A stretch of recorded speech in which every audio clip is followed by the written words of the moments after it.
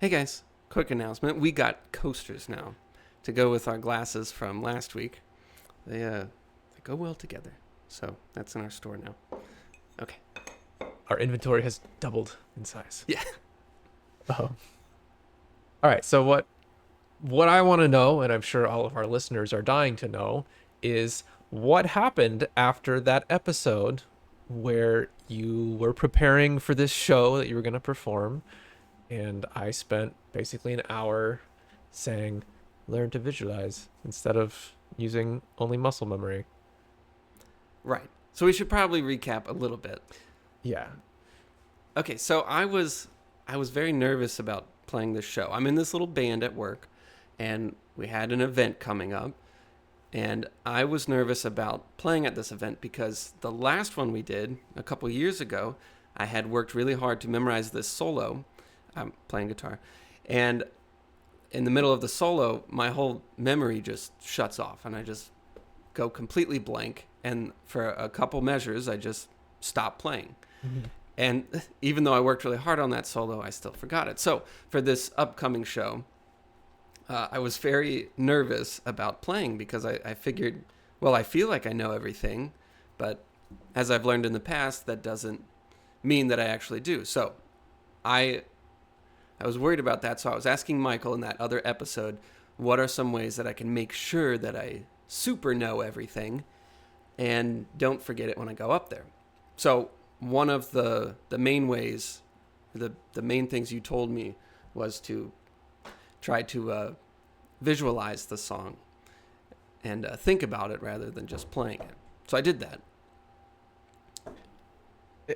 Right. And you have not told me what happened. I'm actually Right. very nervous about this because I really put a lot of faith, I guess, in my answer there. Which, just to clarify that a little, my perspective there was that you should not entirely rely on muscle memory as your form of memory for something like that. That's what we do Right. naturally if you just practice and you play, like you just develop this muscle memory. But muscle memory is very finicky and it can sort of disappear like that. And so my prescription was to try and develop your visual memory, which is entirely inside your conscious mind. It's not dependent on how the guitar feels and everything, so that you can Right. visualize your way through at least the difficult parts of a song. That was more or less my main answer there. So I'm I want to know what happened, because if it went terribly, then that doesn't look real great for either one of us, mostly me. What happened? Well, I only had a week, right? So, I think it was about a week. It was about a week before the show when we had that conversation. So I I didn't have a whole lot of time to do this, but I did it almost every day.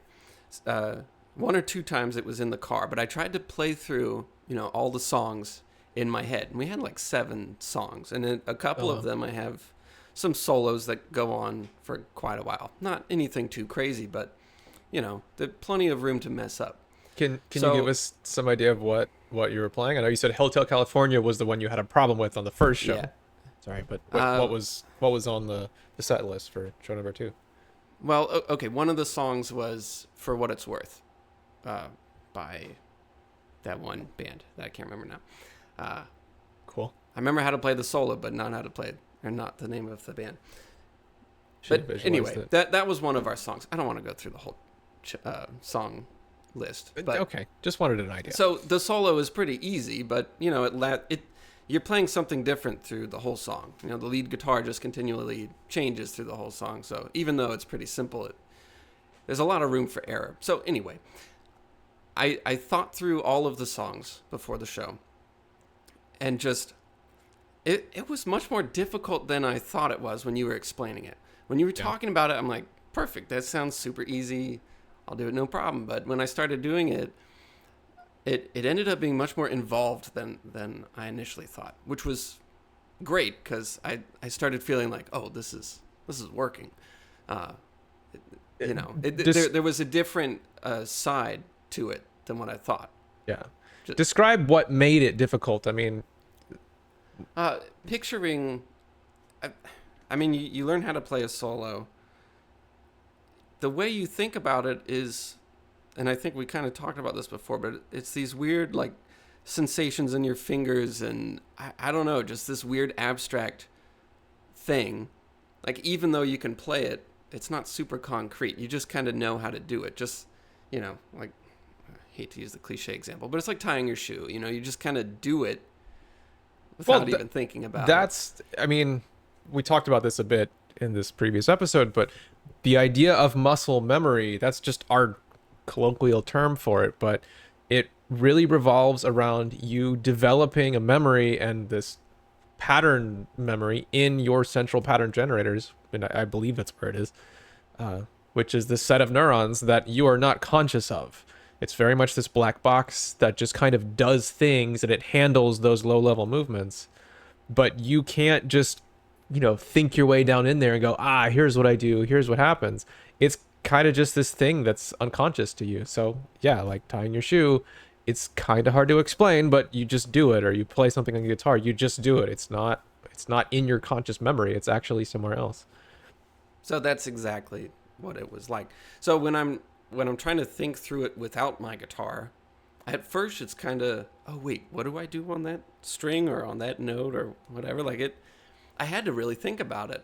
Yeah. And that was kind of exciting because, now I'm approaching this in a different way than I was before. Now I've got a different side of it. So I started feeling good about that. And then when we were practicing during that week, the 1 or 2 practices before the show, I'm trying to play without relying on my muscle memory, which was kind of difficult to do, but I'm closing my eyes and trying to imagine the next part, see myself play it before I'm actually playing it. I'm trying to, a lot of times I'm trying to play without looking and just, imagine the guitar. I tried to see if I could rely on that type of memory as much as possible. During practice is what you're saying. Yeah, during practice before the show. This is, a couple days before, whatever. So I start feeling pretty confident about my memory of all the songs. Okay, so day of the show, we arrive at the ballroom, and we start setting up our equipment. I'm actually nervous right now.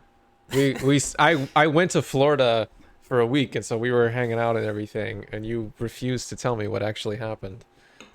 Yeah, so we're at the ballroom. We set up our equipment, and it's just the band and, a couple people helping with sound. There's some people in the back setting stuff up, whatever.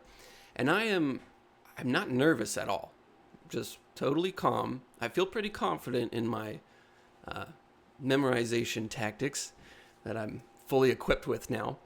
And we play through a couple songs. Like, there's no people left. It's just us and some other helpers, whatever.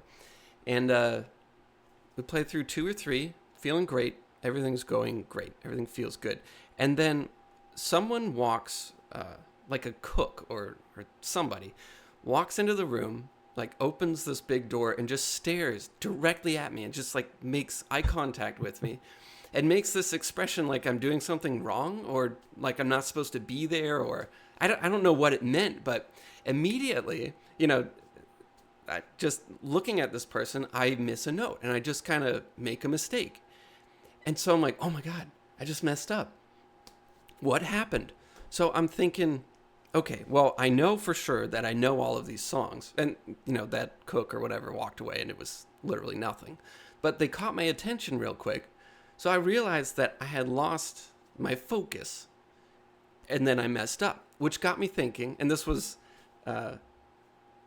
great that it happened before the show. This was hours before. But I'm thinking, okay, so I know the song. So what messed me up? It was just the fact that I lost focus. I was distracted for a split second. So then it becomes my mission to not get distracted during the show because I feel really confident about how well I memorized everything. Now it's about not getting distracted. So, and I decided that I was going to try to avoid eye contact with the crowd. I'm going to try to look away from them. I'm going to try to just, really stay focused on my guitar, just zoom in on everything I'm doing. So the show happens and we're 2 songs in and that's, I start playing this solo and the CEO, the lead singer of the band, he goes, he says something along the lines of, "Oh, Daniel, cheer for Daniel," or whatever. He just makes this big thing about me, and everyone starts cheering, whatever. And as soon as he says my name, I hit one bad note. It's like it was a command. Like he said my name, and I just one bad note, and that was the only mistake I made the entire night. Everything else was perfect. But when he drew all that attention to me, it broke my focus, and I messed up a single note. But everything else I do not think it could have gone better. It was perfect because the whole night I'm trying to visualize, how to play things. I'm thinking through stuff, and I'm just pointed away from the crowd. I'm not one of those people who gets real into the music and starts bobbing their head and dancing and whatever while they're playing guitar. I just can't do it. So I'm just like sitting there, like frozen, just staring down at my guitar, trying to make sure I get everything right. But I'm sure I looked really weird, but yeah, I nailed it. Except for that one stupid note. Yeah. Okay, well that's your lead singer's fault. That's calling you no, out it's like mine. But I am very happy with how it went. I'm actually really, really happy about it. So fantastic! It was a success. Yes, absolutely, it was a success. Yeah. Genuinely so relieved, because it would have been sort of weird and embarrassing for you to come on and say, "Oh, that thing that you were super passionate about," then spend an hour talking through it. Didn't work. We just never would have talked about it again. That's true. Yeah. Yeah. Okay. Fantastic. Yeah. So, all right. So let's talk about a couple things at least, and I have a few questions. So it sounds like we identified the Kraken in the first episode, right? Of this terror actually of a memory slip. This feeling that at any moment your memory could just evaporate and you're standing there on stage with no clue what you're supposed to play next, and this almost helpless inability to get back into the music. And I described some of my experiences with that and the times that I've witnessed that happen to people. Even if, amazing musicians, I've watched them go through this, and it's pretty terrible. Was that fear still there? Okay. Yes. Did you ever feel like you were close to that, or do you think that, as you were playing, did you have this sense of, okay, I know what to do more so than before? Or just talk about that very deep-rooted fundamental fear that musicians have. Okay, yes, I was terrified. One, just because playing normally is scary. Mm-hmm. And two, because we mentioned it on the show, and I had to get it right. Otherwise, I guess we never would have talked about it again. Right. And I would have felt like a failure. But yeah, so I was terrified. My hands were shaking, just, they always do when I do anything like that. I was definitely nervous. I was afraid of forgetting things, but because I felt way better or more confident this time around than before. Possibly just because we talked about it, and we kind of made it. I don't know. We observed it, talked about it, so I felt better about it. But when I started playing, I realized that as long as I stayed focused and kind of thought through things, I would be fine. And so a couple songs in, I was feeling pretty confident. Still nervous, but no, I felt good. Yeah. Okay. That's really, to me, the way forward there is you're in a bad place if you just have this feeling of helplessness of, oh, this could strike me at any moment. If you get to a point where you think, okay, I know what to do and I know that it will work, I just have to apply myself to this thing to make sure that I do it, that it works out correctly. Like, I need to spend time developing my visual memory so that I have that to rely on, for when I'm playing. I need to pay attention, or that's the thing you're trying to do. And then, like, you identified, sounds like even beforehand, with some creepy cook who stared you down, which is still really weird and surreal. But it was kind of yeah, but the focus is kind of the next step of, okay, now you know what to do. but you have to do it, and that means remaining focused and being able to keep your mind in the right place. And when something really weird happens, then that can pull your mind away, but at least you know what it is you're after there. Yeah. So with the focus, that was a big part of it. But with the memory, trying to visually remember things, that gave me something concrete to hold on to.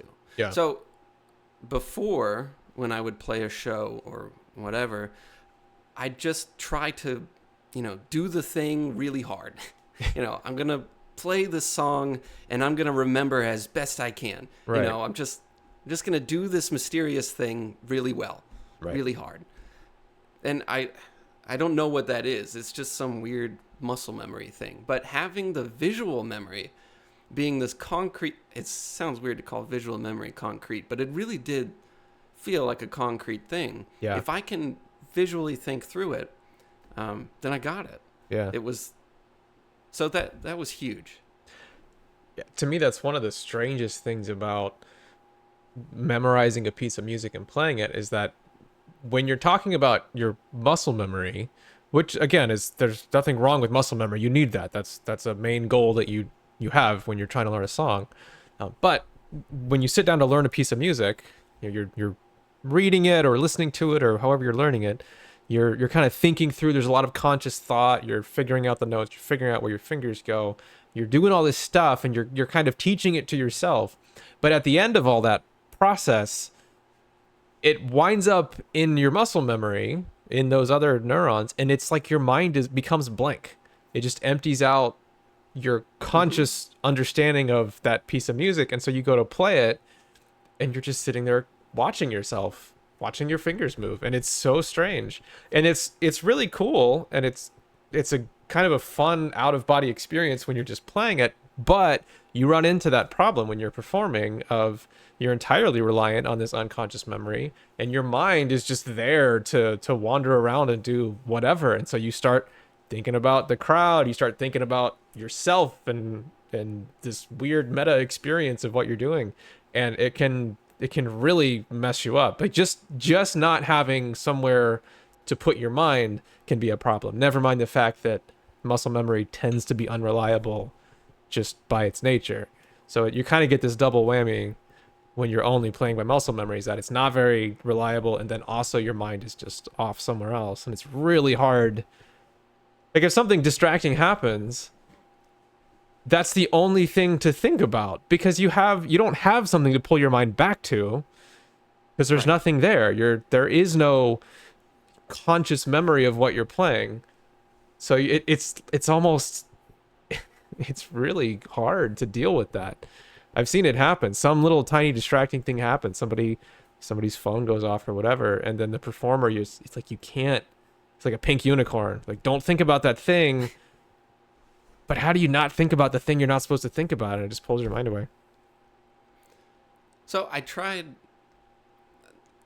knew that I would look really weird if I just stared at my guitar the whole time. So I tried to, interact with the crowd a little bit, but I made sure that I only did that on parts that I could rely on that muscle memory, that were really, really easy, just strumming chords or whatever. I knew in those super easy parts, I could relax a little and then, interact with the crowd and then focus right back. Like at the end of a song, if we're just, you repeat the same thing until it ends. As soon as you get into that, you can relax and then look at the crowd and goof off or whatever. But right. Yeah. I think that's actually an important part of it too. The prescription here is not to, I'm not trying to claim that you need to have every piece of music you're ever going to play, perfectly visualized in your head, where that's exactly this, that's the thing you do every time you touch the instrument. My assertion here is that being able to visualize your music is extremely powerful, and it gives you this, well, we've only been talking about the memory part of it, right? There's this whole other aspect to it of performance and like developing your skill. But in terms of the memory thing, it's really powerful. It sounds like it worked for you, which I'm extremely happy and relieved that it did. It's really powerful, and you should use it for that purpose, but I don't think you have to be obsessive about it and try to apply it everywhere. Like muscle memory is fine. Yeah. You can use that. And it sounds like you already did a little bit of that during the show, which is you can in the easier moments, the stuff you're not so worried about, you can relax. You can just kind of let your body go and let your mind kind of detach a little bit and wander around. That's fine.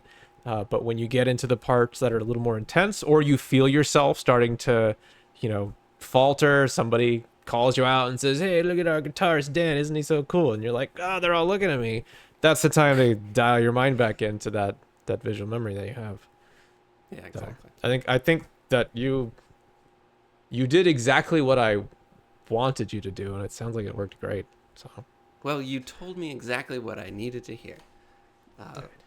But it would be nice to do some more challenging songs and try this out on some other things. But I feel pretty confident that this is the way to go. Having a concrete yeah, thing to fall back on, having just sort of a plan kind of puts you at ease when you're playing. Whereas before it's just kind of just so, I don't know, so abstract in what you do.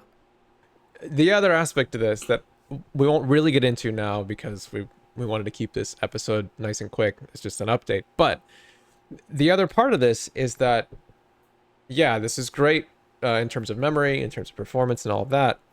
But it's also an extremely powerful tool for just getting better at your instrument.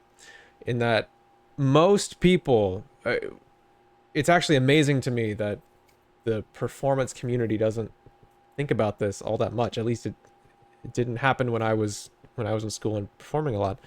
Is when you're trying to progress on your instrument, you learn a piece of music, you make a lot of mistakes, and more or less your goal is to stop making mistakes and play the piece better and play it faster and so on.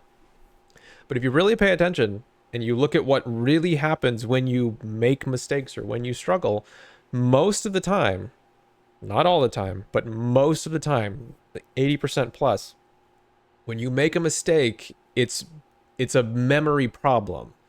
Even if you can play it, even if you can sit there and get through a piece, usually a mistake happens because there's some little hesitation, some little bit of fuzziness about what it is you're trying to do. And as you're playing it, you'll hesitate, you'll think you're going to move to this position, but actually you got to go to this position or whatever, and it causes this little stutter in your performance of that, and you wind up making a mistake and you go, I messed up. I need to get better. I need to play it more and more. And in a lot of cases, that's the wrong answer. What you need is to put your instrument down and make sure that you have a flawless memory of exactly what it is you're trying to do. And if you get into that mindset of whenever I make a mistake like that, I'm going to fix my memory of the thing, then suddenly those things begin to go away. You know exactly how to address the real problem there, which is this hitch in your memory of it, and that allows you to get down right into you're really pushing your physical abilities to the limit, where you aren't being held back by all these little stutters and memory problems and everything, and you're actually playing at the maximum speed that you can, or you're running into, okay, I can't actually quite make this reach with this way, and I have to get better at this or that, or I need to develop my control. But it bothers me that this almost feels like a out there concept in terms of performing and progressing on your instrument. To me, it's absolutely fundamental to the way you play. Yeah, I wish I had this before. Yeah. Or at least I just wish people had talked about it before. Mm-hmm. But I don't have much more to say about it other than I'm really excited to try this out in the future for more music, but also for other things as well. Yeah. It'd be nice to just see how this applies to other areas. Well, for your sake, I'm glad the show went really well, and for my sake, I'm really glad the show went well, because it would have, well, like you said, we would have just pretended like it never happened and never talked about it. Yeah. But cool. All right. So we were going to keep this one short, so we'll leave it at that. That's the update for Dan's performance. Well done to you and to me for saying the right stuff. So good job all around.